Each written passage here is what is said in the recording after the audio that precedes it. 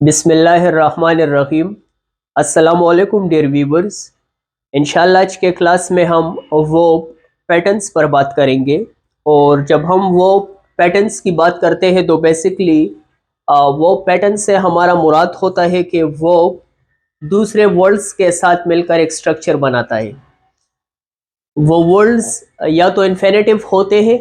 Infinitive से मुराद है कि जब हम वर्ब के फर्स्ट फॉर्म से पहले या बेस फॉर्म से पहले टू को लगाते हैं तो ऐसे फॉर्म को हम इन्फिनेटिव कहते हैं। फॉर एग्जांपल, अगर हम प्ले ले लें और प्ले से पहले हम टू को लगाए तो ये इन्फिनेटिव कहलाता है। तो वो पैटर्न्स, वो स्ट्रक्चर होते हैं जो एक वर्ब किसी दूसरे वर्ड्स के साथ मिलकर फॉर्म करता है। वो दूसरे वर्ड्स इन्फिनेटिव हो सकते हैं। इसी तरह बियर इन्फिनेटिव हो सकता है।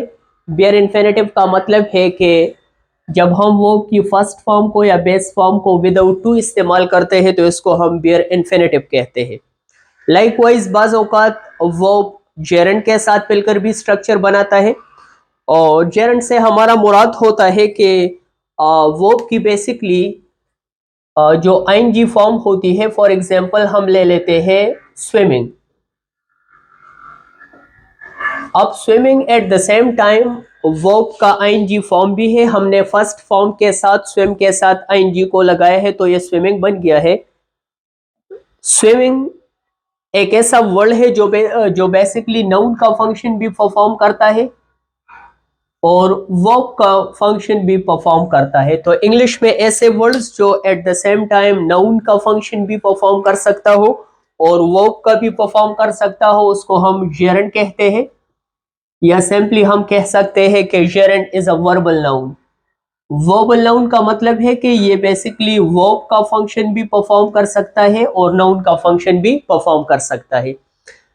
तो वो पैटर्न से मुराद है वो स्ट्रक्चर बनाते हैं दूसरे वर्ड्स के साथ मिलकर।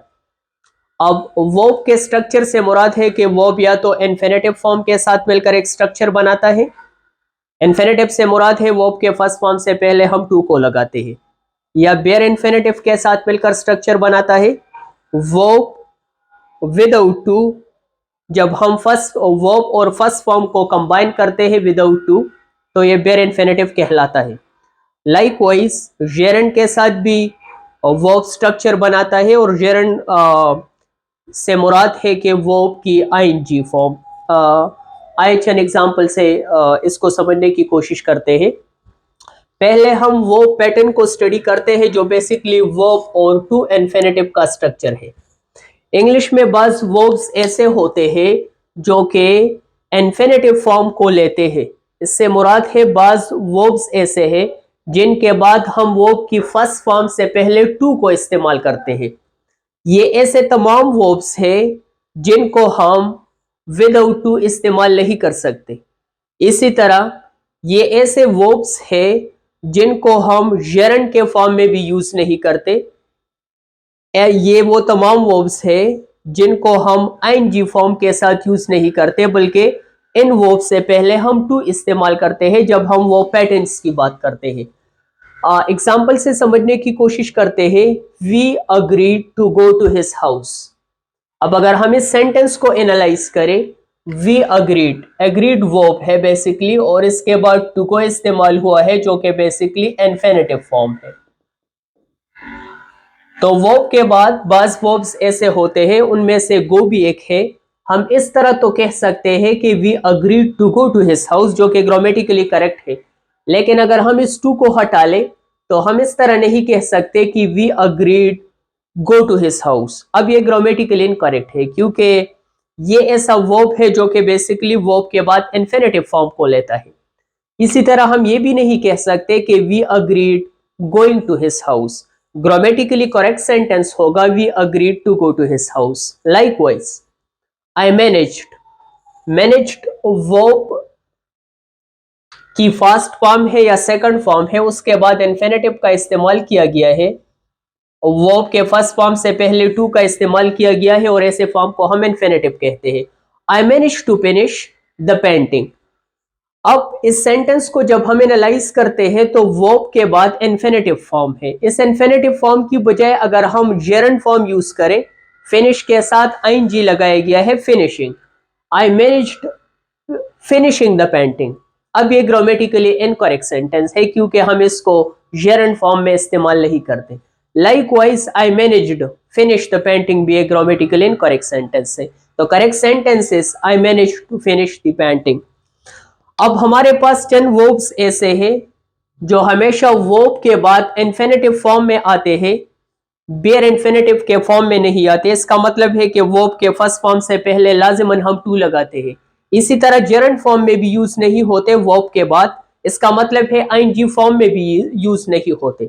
ऐसे वर्ब की लिस्ट है afford, agree, plan, aim, appear, arrange, ask, attempt, choose, claim, dare, decide, demand, deserve, expect, fail, flight, forget, grow, help, hesitate, hope, intent, learn, manage, mean, need, offer, prepare, pretend, promise, refuse, seem, tend, threaten, wait, want, wish, etc. ये चंद verbs है जिनके बाद हम infinitive form को use करेंगे। Bear infinitive को हम use नहीं करेंगे। बेयर इन्फिनेटिव से मुराद है first form of the verb without to.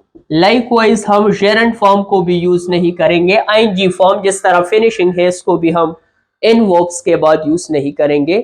In verbs के बाद हमेशा हम इन्फिनेटिव फॉर्म को यूज करेंगे। लाइकवाइज कुछ वर्ब पैटर्न्स ऐसे हैं जब हम वर्ब के बाद ऑब्जेक्ट लगाते हैं और ऑब्जेक्ट के बाद फिर इन्फिनेटिव फॉर्म लगाई जाती है। For example, they invited him, they subject है, इनवाइटेड वर्ब है, तो वर्ब के बाद हिम ऑब्जेक्ट है।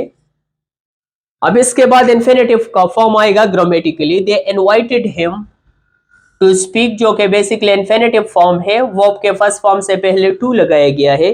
At the conference, they invited him to speak at the conference, उन्होंने उसको दावत दी कि वो कॉन्फ्रेंस में खिताब करे या बोले।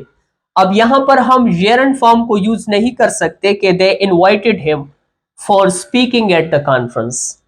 बाज़ औक़ात स्टूडेंट मिस्टेक ये कमिट कर जाते हैं कि जिन वर्ब्स के बाद हमें इन्फिनेटिव फॉर्म को लगाना था वहां पर प्रेपोजिशन को लगाया जाता है और प्रेपोजिशन के बाद जेरंड फॉर्म को लगाया जाता है। तो ऐसे वर्ब्स बेसिकली प्रेपोजिशन के बाद जेरंड फॉर्म को नहीं लेते या उनके साथ इन का इस्तेमाल नहीं किया जा सकता। तो हम इस तरह नहीं कह सकते कि they invited him for speaking at the conference, ये एक ग्रामेटिकल मिस्टेक होगी राइटिंग में। Likewise I asked him to close the door, यहां पर ये सब्जेक्ट है, आई, आस्क्ड वर्ब है, हिम ऑब्जेक्ट है, तो वर्ब के बाद ऑब्जेक्ट है और उसके बाद to close basically infinitive form है जो कि ग्रामेटिकली करेक्ट है, the door. I asked him to close the door.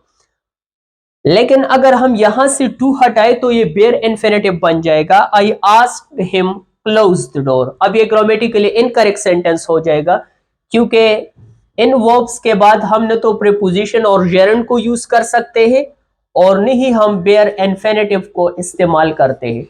Bear infinitive से मुराद है वर्ब के फर्स्ट फॉर्म से पहले हम टू नहीं लगाते। I asked him close the door grammatically incorrect होगा। Likewise I asked him closing the door भी ग्रामेटिकली इनकरेक्ट होगा। The correct sentence will be I asked him to close the door. चंद verb की जो most common है ये उसकी list है। ये ऐसे वर्ब्स है जिनके बाद हम ऑब्जेक्ट को यूज करते हैं और ऑब्जेक्ट के बाद हम इन्फिनेटिव फॉर्म को यूज करते हैं। याद रख लीजिएगा कि इन वर्ब्स के बाद हम न तो प्रीपोजिशन और जेरंड को यूज करते हैं और न ही बेयर इन्फिनेटिव को यूज करते हैं।